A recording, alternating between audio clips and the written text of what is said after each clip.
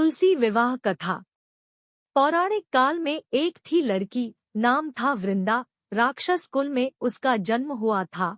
वृंदा बचपन से ही भगवान विष्णु जी की परम भक्त थी। बड़े ही प्रेम से प्रतिदिन भगवान की पूजा किया करती थी। जब वह बड़ी हुई तो उनका विवाह राक्षस कुल में दानव राज जलंधर से हो गया। जलंधर समुद्र से उत्पन्न हुआ था। वृंदा बड़ी ही पतिव्रता स्त्री थी, सदा अपने पति की सेवा किया करती थी।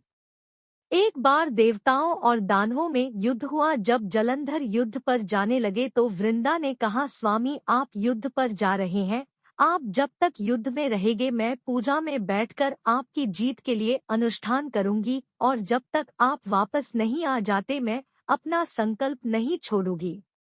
जलंधर तो युद्ध में चले गए और वृंदा व्रत का संकल्प लेकर पूजा में बैठ गई। उनके व्रत के प्रभाव से देवता भी जलंधर को ना जीत सके। सारे देवता जब हारने लगे तो भगवान विष्णु जी के पास गए। सबने भगवान से प्रार्थना की तो भगवान कहने लगे कि वृंदा मेरी परम भक्त है, मैं उसके साथ छल नहीं कर सकता। पर देवता बोले, भगवान दूसरा कोई उपाय भी तो नहीं है, अब आप ही हमारी मदद कर सकते हैं। भगवान ने जलंधर का ही रूप रखा और वृंदा के महल में पहुंच गए। जैसे ही वृंदा ने अपने पति को देखा, वे तुरंत पूजा में से उठ गई और उनके चरण छू लिए। जैसे ही उनका संकल्प टूटा, युद्ध में देवताओं ने जलंधर को मार दिया और उसका सिर काटकर अलग कर दिया। उनका सिर वृंदा के महल में गिरा। जब वृंदा ने देखा कि मेरे पति का सिर तो कटा पड़ा है, तो फिर ये जो मेरे सामने खड़े हैं ये कौन है?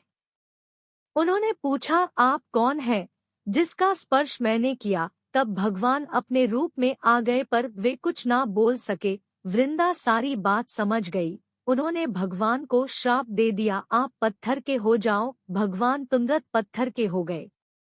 सभी देवता हाहाकार करने लगे। लक्ष्मी जी रोने लगी और प्रार्थना करने लगी। तब वृंदा जी ने भगवान को वापस वैसा ही कर दिया और अपने पति का सिर लेकर वे सती हो गई।